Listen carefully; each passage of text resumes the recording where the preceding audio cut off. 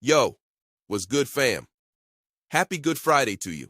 Let me share with you a narrative from an unbiased opinion who was there that night when Jesus was arrested in the high priest's palace. Hopefully, these observations can expand your viewpoint as we observe the week that changed the world forever. Check this out. My name is Fire. I was created in the middle of the night in the middle of the courtyard of the high priest's house. I only had one job. I was ignited to warm those who sat around me. Normally, around this time, everyone would be asleep. But there was something different about this night. They had me burning all night throughout the early morning. It was a busy night. Many people were walking around and whispering to each other about a certain accused man they had arrested that night. My job was not to pose judgment or lend an opinion of the man. I was assigned to burn bright, burn strong, and to make sure bystanders stayed warm. However, I couldn't help but take notice of a man who stayed close to me that night. I do not know his name, but I could tell that he was troubled and felt out of place. Here are a couple of observations I formed regarding this particular night. While there were many different people gathered in the high priest's palace, I would consider that. 1. Everyone did not feel the same about the accused man, yet everyone felt something regarding this accused man. Were you there? How did you feel about the accused man? Everyone had an opinion, a thought, an idea whether or not this accused man was actually guilty of the crimes he was charged with. Again, I'm nothing more than a fire with one job. But here is something to consider. 2. Trials that take all night are reserved for high-profile criminals. Whether you agree with the narrative of the accused or not, one thing is for certain, he was important enough to fight over. Were you there? Do you feel this accused man was worth fighting over? I could not help but watch this man who sat by me. He was bothered, he was saddened, he was frightened.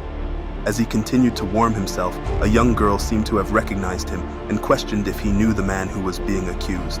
The man responded to the girl that he didn't know the accused man. I thought to myself, if you don't know the man, then why are you here up late sitting by me, watching from a distance what will happen to this accused man? A second time the girl overheard this man whispering and talking. I heard her say this man was with Jesus of Nazareth. That's it. That's the name of the accused man. She told a group of people that this man was with Jesus the accused. However, the man again denied it. A little later I saw him return, and a group of people again insisted this man was with Jesus. They said his speech was like that of the accused man Jesus, for he spoke with a Galilean accent. This angered the man. He began to yell and curse aggressively, denying he didn't know who the accused was. It seemed like there was a quiet in the court, and the sound of a rooster crowed twice. I can't tell you exactly what happened, but I caught a glimpse of the accused man. I thought he was looking at me. In actuality, he was looking at the man who denied knowing him. Let me share with you my last observation. 3. There was no heat in the world hot enough to warm the heart and soul of the man who denied knowing the accused. Were you there? Would it be worth it for you denying you knew him? This stranger, who denied knowing this, Jesus ran out crying.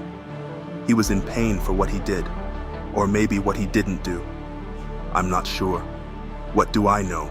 I'm nothing more than a fire ignited to warm those who were cold. But what I do know is that this was no ordinary night, and this was no ordinary trial, and that was no ordinary criminal. I wish I knew why he was so important. Can you find out for me and share with me while I keep you warm? After all, it is Friday.